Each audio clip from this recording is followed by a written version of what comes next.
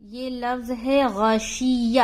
اب پہلا حرف جو دیکھیں گے یہ موٹا ہے، غین، غین زبر غ، شین زیر شی، یا زبر یا، غشیہ غشیہ. بعض اوقات لوگ اسے پڑھتے ہیں غشیہ، تو وہ کیا غلط کرتے ہیں، یا کو حمزہ سے چینج کر دیتے ہیں جو کہ غلط ہے. یہاں پر کیا پڑھیں گے، یا زبر یا زبر آ نہیں ہوتا، حمزہ زبر آ ہوتا ہے.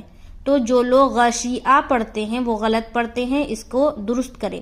غشیہ غشیہ. اسی طریقے سے نسیہ، نون زبر نہ، سین زیر سی، سیٹی کی نکالیں گے آواز، یا زبر یا، نسیہ.